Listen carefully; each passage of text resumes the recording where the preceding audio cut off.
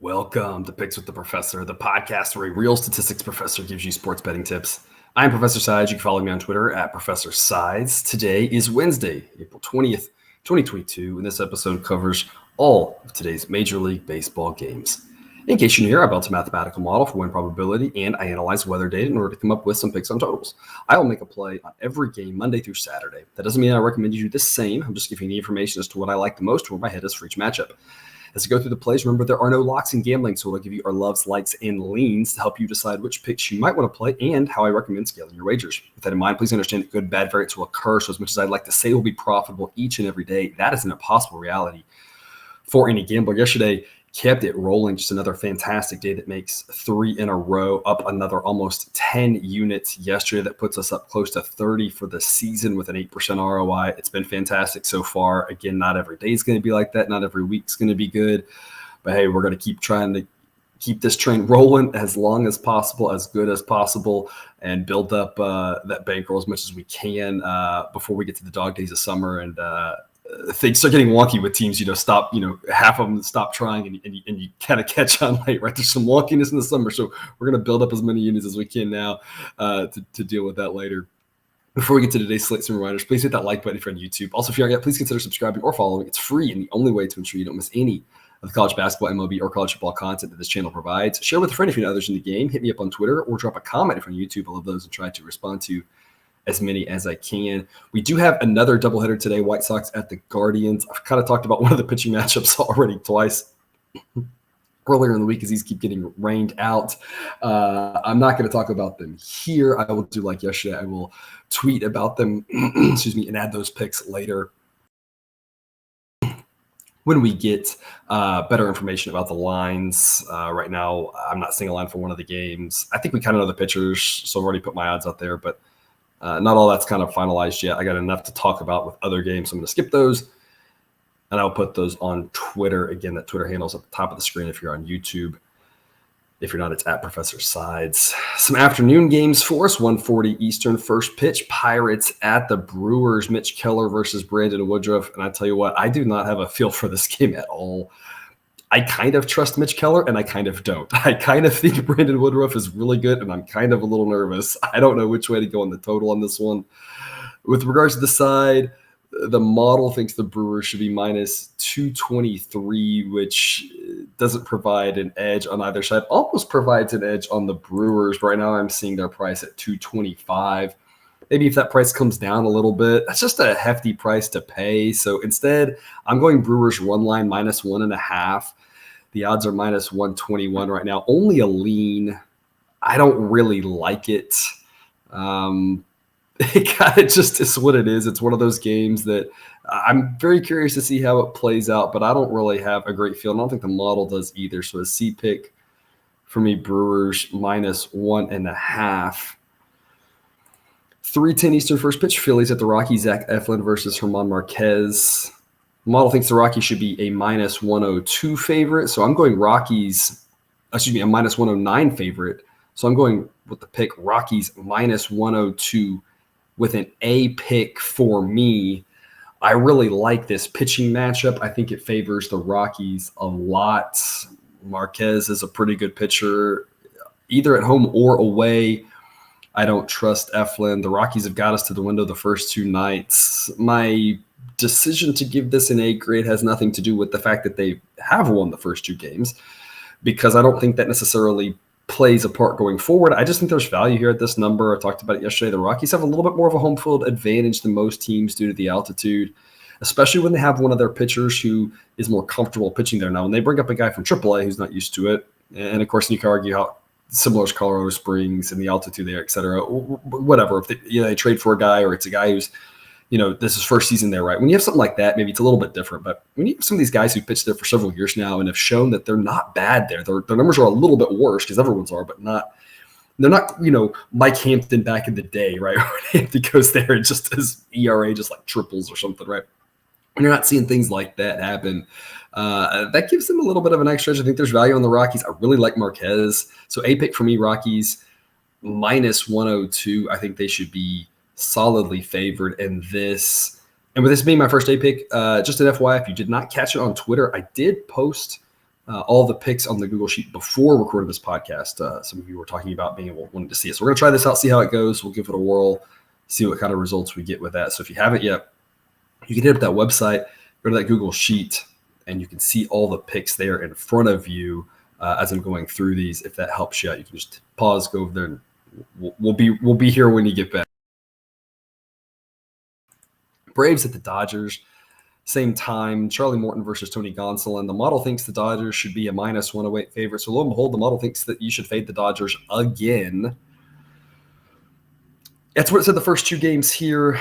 And this year said all 3 games against the Reds, or all 4 games. I don't remember how many it was. And I think the Dodgers swept that one. So that wasn't profitable there. It said to take the Braves the first 2 days here. I stayed away both nights. The Braves did win one of those. This one, I will trust them all. I will back the Braves. They are plus 113. I'll give it a B pick. I do like Morton. Morton really struggled his last outing, but I don't think that's really indicative. Every pitcher is going to have a bad outing every once in a while. So unless we see a whole lot more of that, I'm not overly concerned. I think he's a much better pitcher than Gonsolin.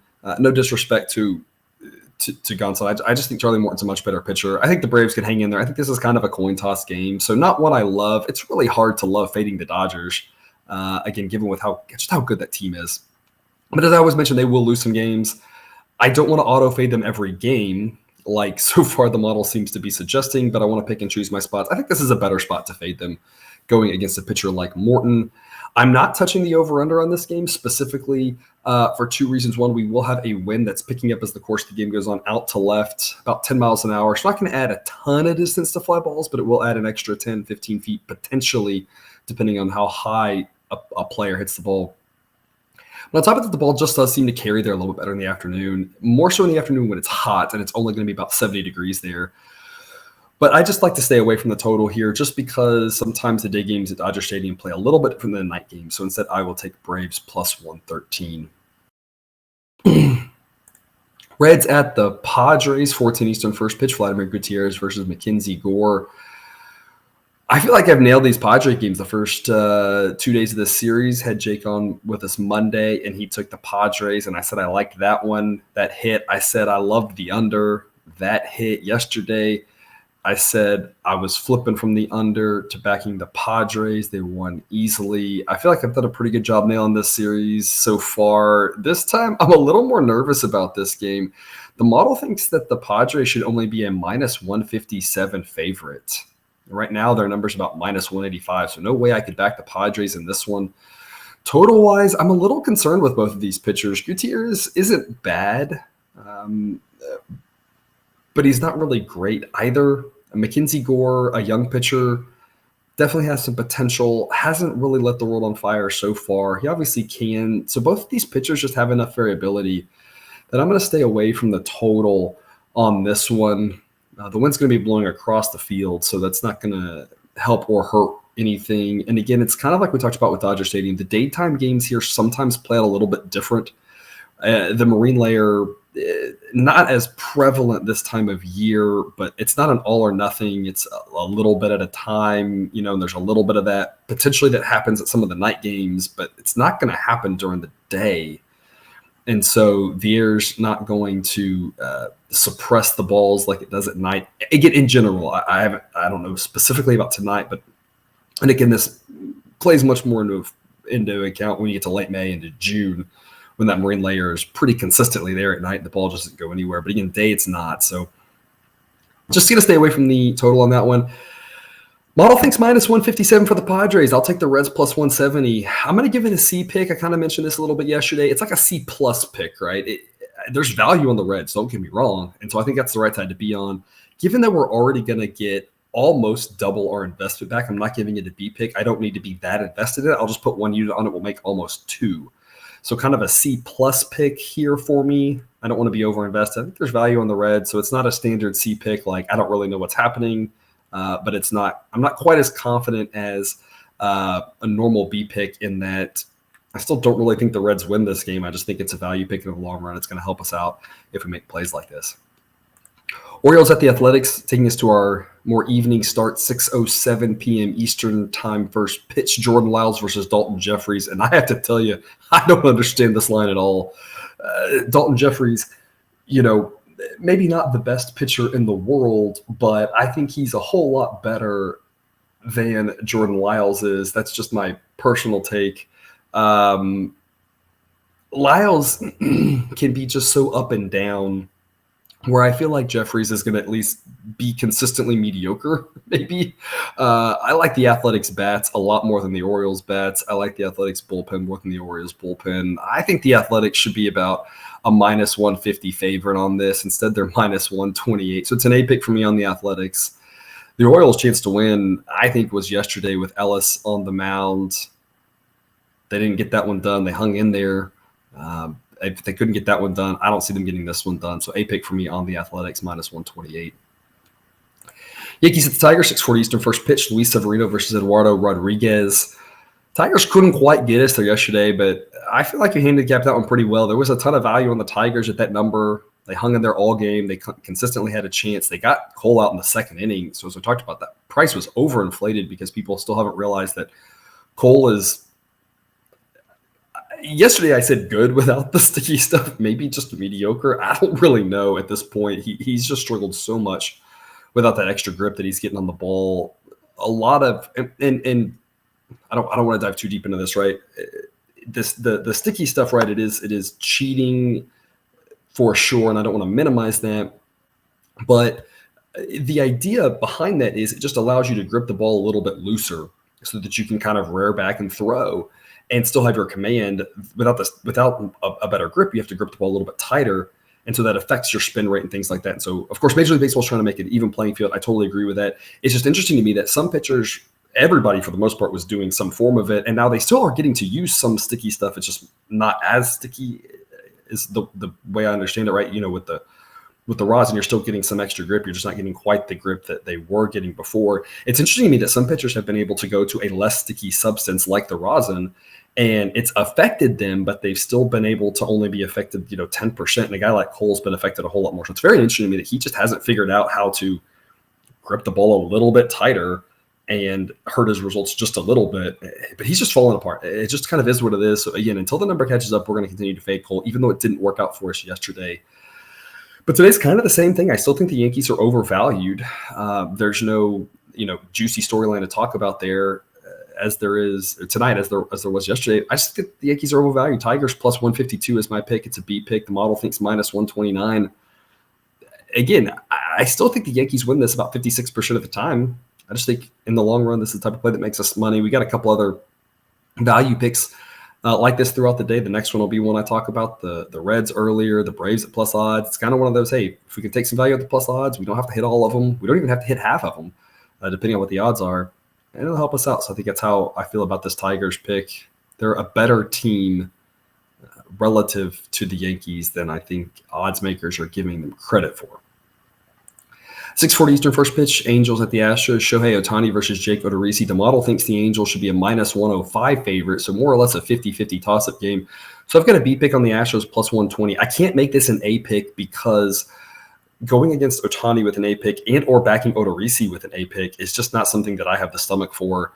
The Angels could easily win this game big. I'm just trusting the model here, and the model says that there's value in the Astros, that the better Astros bats and the better Astros bullpen, or at least the better Astros top four pitchers or so, even with Presley out, they've still got a ton of depth there, that overcomes the difference in the starting pitcher.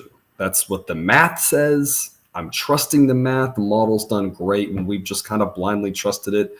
It's done well so far early this season. I mentioned this in previous podcasts. It tends to do well early in every season, in every sport. I don't think I found a case where that hasn't been true.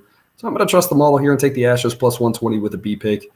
Like I said, I just can't give it an A pick because I've seen Ohtani dominate, and I've seen Odorizzi struggle too many times to be over-invested in it. But as we've seen, Odorizzi doesn't have to be great for the Astros to win because of all the rest of the talent around him. And we saw Ohtani in his last start get knocked around by the Rangers. So Ohtani will lose a handful of games as a starting pitcher.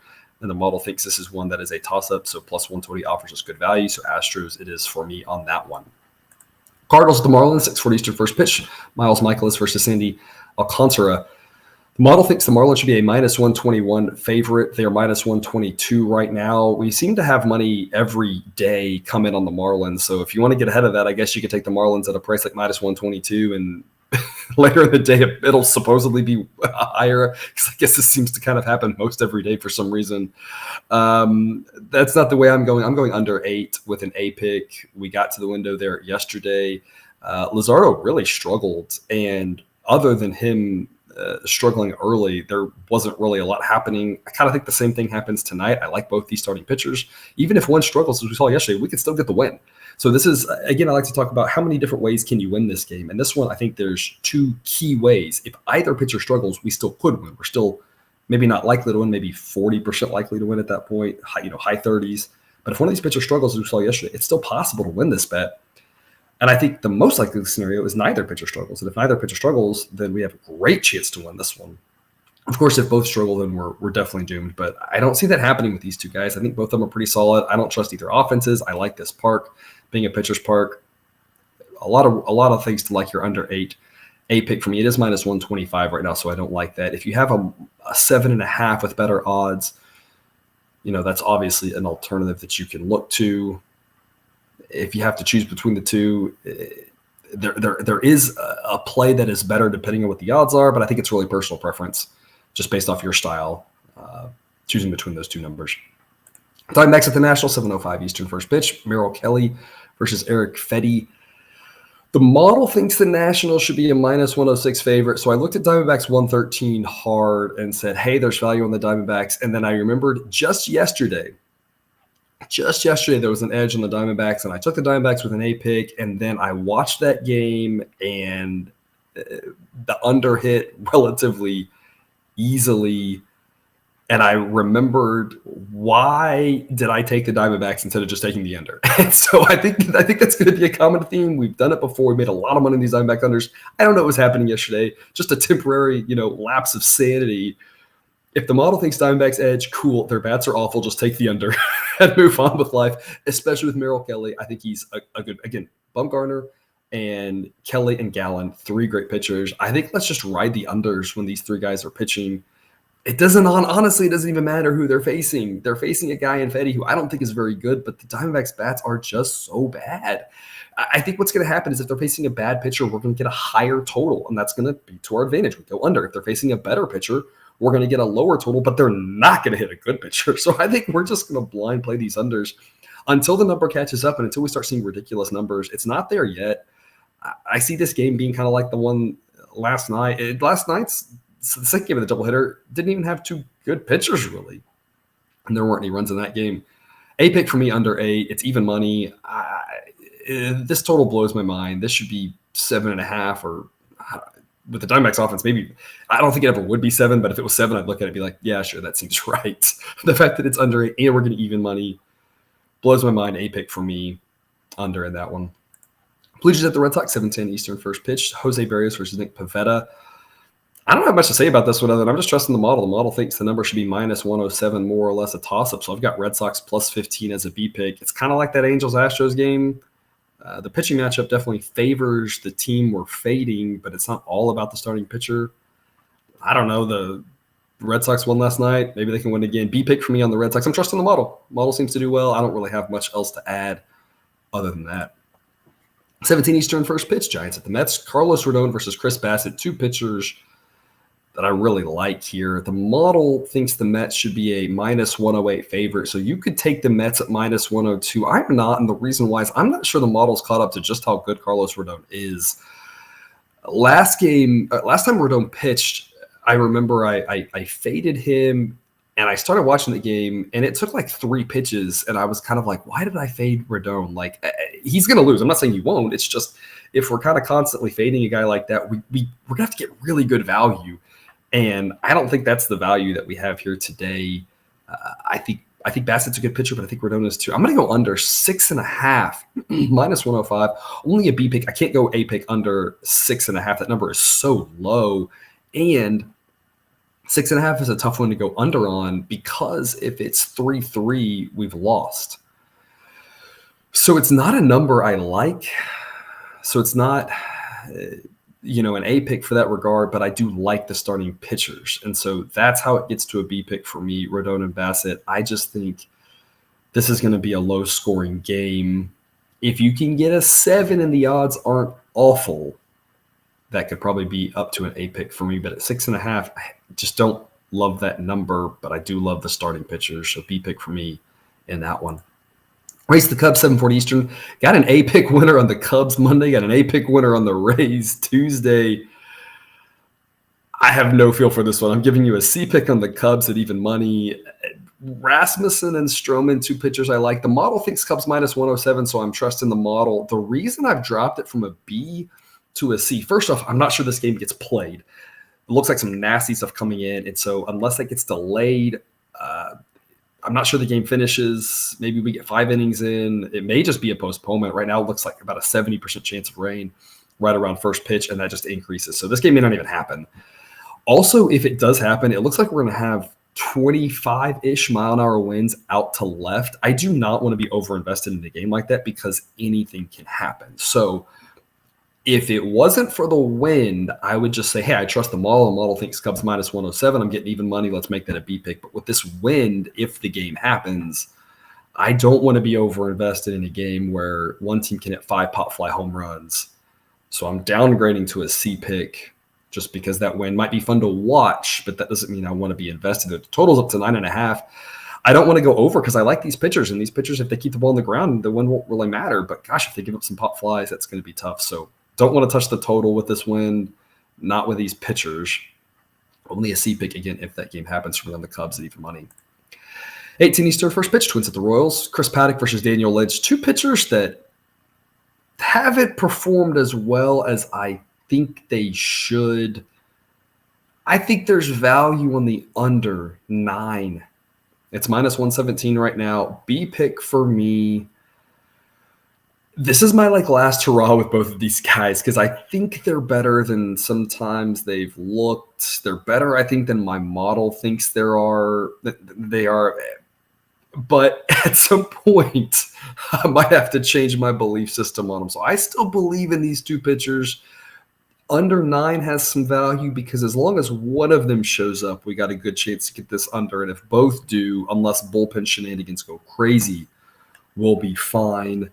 Cool weather, not a ton of wind, so nothing really weather-wise to talk about there. No edge on the side. The model thinks Twins minus 112. So there's, as of the recording of this podcast, you'd have no value on either side. I like under 9, B pick for me. I'm going to give both these pitchers my trust one last time. We'll see how it goes. We'll see if they reward me or not. And then our late game, 9:40 Eastern, first pitch, Rangers at the Mariners. Dane Dunning versus Logan Gilbert. I eyed the under on this one. Total's 8. I looked at that under hard. I don't know what to make of Dunning. I talked about this last time. He all last year, the advanced metrics loved him, and he underperformed those. And the model's mostly looking at those rather than his actual results. And that's kind of what's happened so far. It's only 2 starts this year, but it's the same thing. I swear every time I look at my model's grade on him, and I'm just surprised because I just don't see it with the results. So I just don't know what to make of him.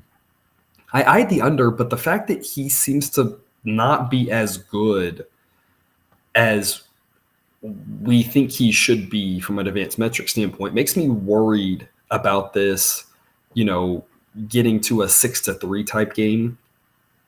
The Rangers bullpen isn't very good, so if the Mariners start scoring and the Rangers throw weaker pitchers, that could throw us off. So I looked under. I don't think under's a bad play. I just don't know how I feel about Dunning. So if you trust him, I think go under. For me instead, I'm going to go Mariners. I'm going to go minus 142 with the B pick. The model thinks only minus 139, but I just think my model says that Dunning is a better pitcher than Logan Gilbert, and I just don't see it. I could be wrong. I've been wrong a lot. I'm going to be wrong again. I just don't think that Dunning's a better pitcher than Gilbert. So if I look at the model saying Mariners minus 139 and it thinks Dunning's better than Gilbert, I think, okay, well, if I were to manually flip that, all of a sudden the Mariners odds are going to increase even more. And so I think really this should be more like Mariners minus 150 probably. So minus 142, I think there's value. So I'm going to override the model. I'm going to lay it with the Mariners minus 142 with the B pick. Not going run line because they're at home. And again, that's just not I just don't like run lines in general. As you notice, I don't play a ton of them. But if you don't like those odds, and laying odds, is never fun. But if you want better odds, run line isn't a bad look. I personally, I'm going minus 142 on the money line. But again, if you like that run line, I don't think it's a bad idea. And so just to get a recap here for you on the picks, Phillies at the Rockies. I've got Rockies minus 102. Orioles at the Athletics. I've got A's minus 128. Cardinals at Marlins. I've got under 8. And Diamondbacks at Nationals. I've got under 8. So 4 A picks for you here. And again, a reminder, I will add picks on Twitter in the sheet for the White Sox Guardians doubleheader once all that gets settled in. That's all I've got for you today. Thanks for tuning into another episode of Picks with the Professor. Reminder, check out that Google Sheet for model projections. Today I've got all the picks on there, results. You can find that link at the website, www.pickswiththeprofessor.com. If you haven't done so yet, please click that subscribe button to ensure all of the sports betting content we provide on this channel drops right into your feed. I will see you tomorrow. Cousin Jared will be back with me. Until then, remember, you can eat your betting money, but please don't bet your eating money.